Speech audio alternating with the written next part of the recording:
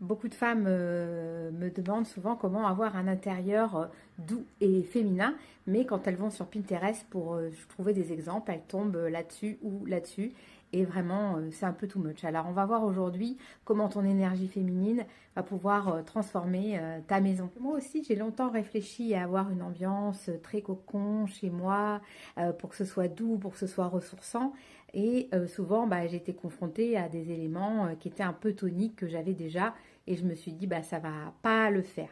Mais ça n'empêche que ce que je me suis rendu compte dans l'énergie féminine qu'on voudrait avoir, dans cette idée de cocon et de douceur, et ben effectivement on va tomber dans des choses très beiges, très douces, et finalement des fois ça ne nous correspond pas, et on a raison d'ailleurs, parce que on n'a pas besoin d'être tout beige ou tout rose pour créer l'intérieur qui nous convient.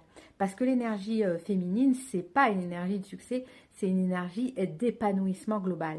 Donc quand on rentre chez soi, on a envie d'être dans cette idée d'épanouissement global. On a une cuisine agréable, on a un salon qui nous ressource, on a une chambre calme, etc. Et donc on se demande bah, comment on va y arriver. Donc, je vais vous montrer un exercice qui va vous permettre de faire 4 étapes hyper rapide, très nette. Vous allez voir, c'est très facile si vous me suivez. La première étape. Bon, une petite question quand même, parce que c'est bien d'avoir une introspection quand on fait de la déco. Pour moi, c'est quand même assez essentiel. Qu'est-ce que ça veut dire doux et féminin pour toi? Donc, ça veut dire, tu prends une petite feuille de papier et tu marques. Pour moi, doux et féminin, ça veut dire ça, telle couleur, telle chose, tel matériau, et pourquoi surtout, parce qu'on est toutes différentes, et notre besoin de ressourcement et douceur, il n'est pas tous le même. Donc, important de savoir d'où on part chacune et dans cet exercice.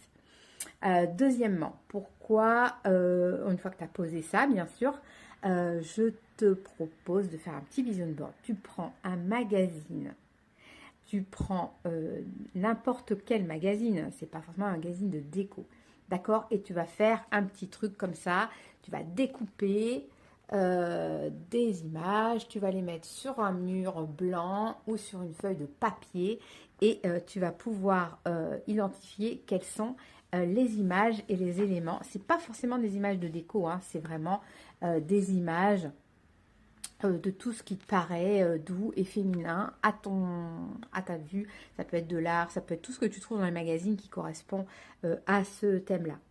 Après, je te propose de faire une photo de la pièce que tu veux changer. Comme ça, tu verras, au lieu de le voir concrètement avec la perspective,